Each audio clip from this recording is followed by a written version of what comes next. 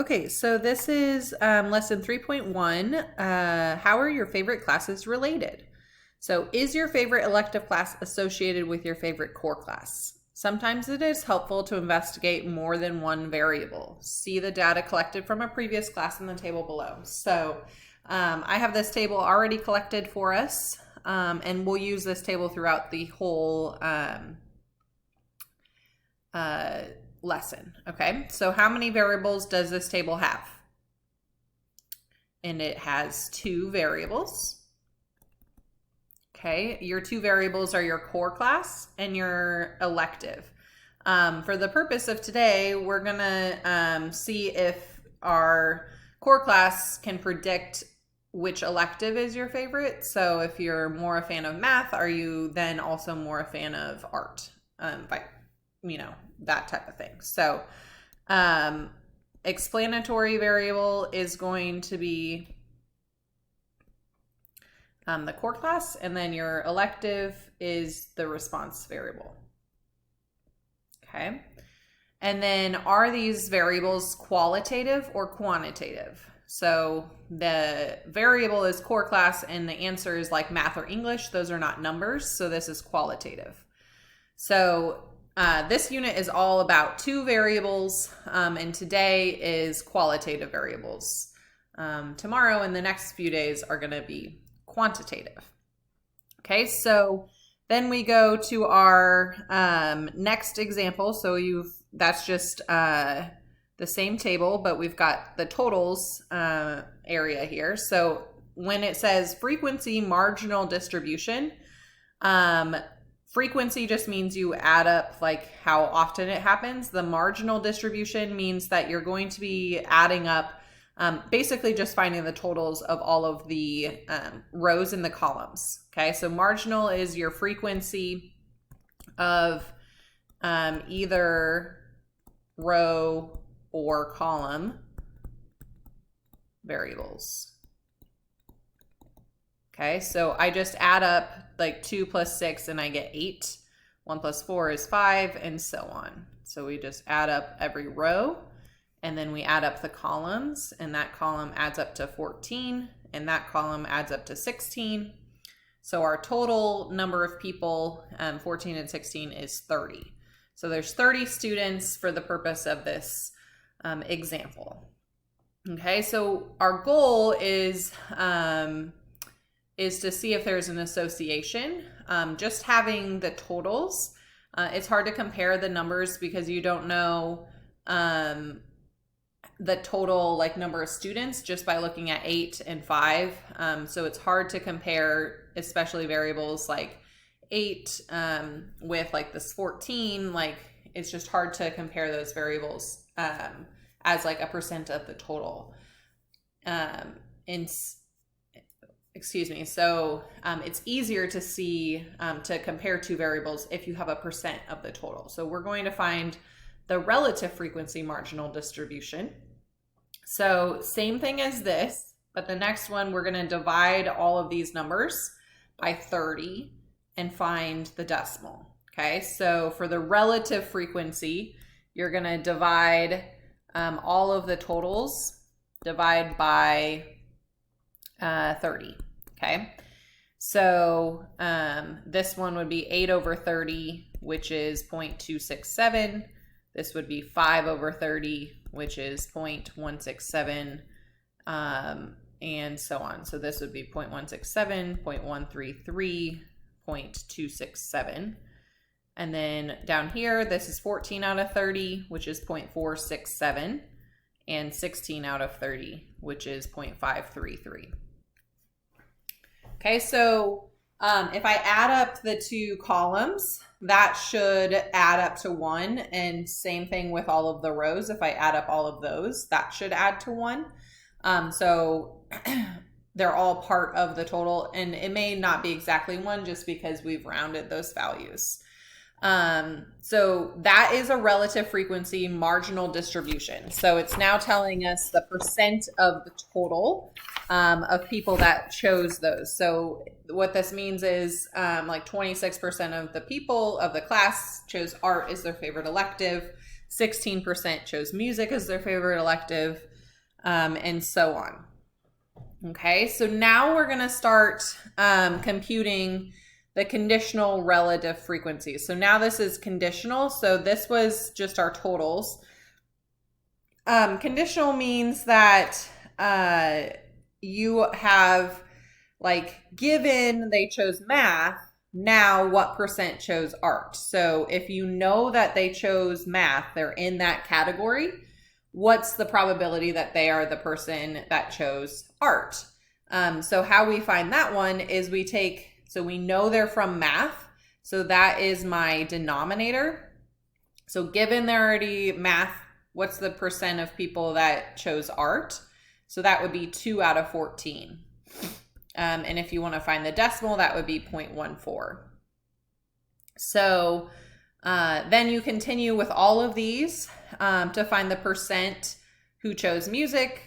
And all of these are given that they already chose math. So that's the conditional piece where the condition is that they have to have chosen math already. And then what is the percent? So you're finding your column percentages. So each of these are, like, we'll fill out a table that I have now a percent in each of these rows. Okay. And that's what I'm finding right now.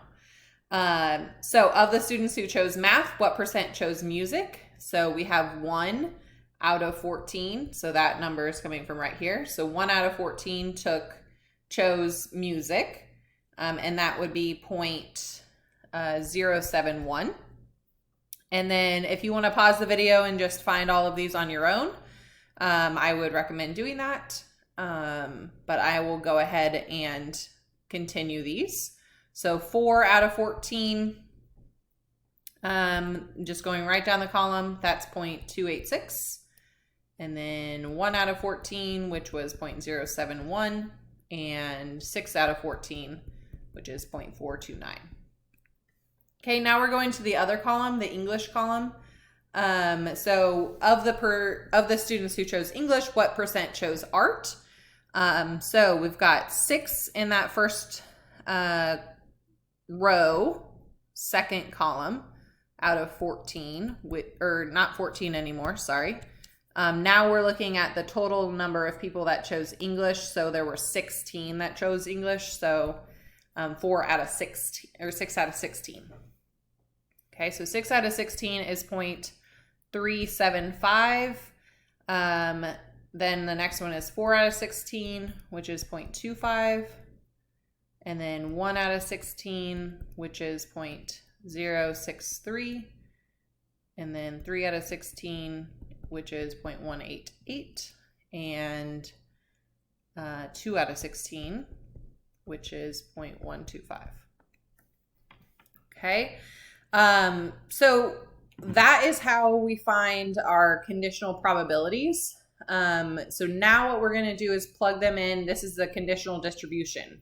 When we say distribution, that means calculating all of the possible options. So we're going to use those percents from number 4 to fill out this table. So the first group up there, the ones up there, are going to go in the math column, and then these ones are going to go in the English column. Okay, so we've got 0.14, 0.071, 0.286, 0.071, 0.429. Then in the other one, we have 0.375, 0.25, 0.063, 0.188, and 0.125. Okay. So I will show you how to do this in StatCrunch as well, so you don't have to calculate them all by hand, but it is important that you know what we just did. So this was the explanatory variable. That's what we're treating as the explanatory variable. So when you're doing your homework, it'll tell you which one are you choosing to be your explanatory variable. And I'm pretty sure all of them are the column.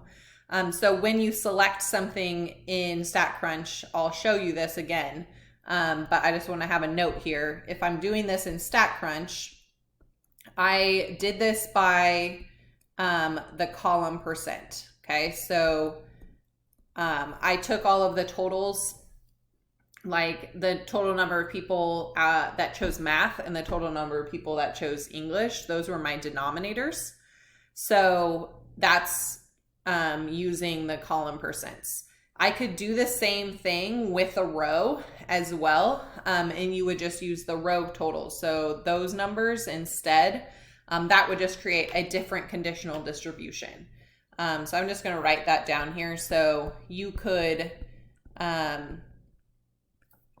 also do this by the rows and find percentages using the row totals in the denominator. Okay, so just know that when we go to StatCrunch, like it's a very different thing if we choose column percent versus row percent. So if you're confused by that, what I'm saying is if you go back to, oh, I guess it was on that page. Okay, so if we go back up here, we're using these numbers. Those numbers would be our denominator instead. So if you were saying you wanted to do it by art, you would say, given they chose art, what's the probability they chose math? So that would be 2 out of 8. Given they chose art, what's the probability they chose English, which would be 6 out of 8. So that's just reversing your statements, which then is by the rows. So that's what I'm saying in that part, okay? So now we start to talk about an association. So this may not be like the best example to see an association. Like there's an example in the book that's like, if you have a higher level of education, you're going to see an association with more employed. So it was like an employment level versus not employed versus looking for employment type of thing. And so you kind of see the things going up. Well, here there's only 2 things to compare it to. Okay, so an association, what we're looking for is, does the math or English, does choosing those determine whether you are or have an association with which elective you would pick as your favorite. So in general, what we're looking for is that if it didn't have an effect on what you would pick, you would see the numbers in these columns. So like the 0.429 and the 0.125, those would be closer to the same. It should be closer to be about the same as the percent that chose math and percent that chose English. So they should be closer together. So since those are not the same, number, that means that there is an association. Okay, so all we're doing here is saying that there were more math people tended to choose technology over English people. So 42% of the math people chose technology. So given they chose math, 42%, that was our highest one. And then in English, their majority was in art. So you would see an association there as well. And really, since all of these numbers are different, you could say that there is an association where English prefers this one over that one. So for English, you would say art, music, and foreign language. So English people tended to prefer that more. So we'll talk more about that. I'll write it down on number 6. Another way to see this is by looking at the side-by-side bar graph and the segmented bar graph. So side-by-side, this is in color here. You've got art, music, PE, foreign language, technology. So you can see like with math, this is my highest bar and it's not even close to being the same height as the one in English. So you can see that there is an association there. Same thing with the blue there. This is just when you stack them on each other. So it's kind of like a pie chart, but in bar graph form, because this will all add to 100%. So this is your art in this one, and this is art. And so you can see that English is higher than math. So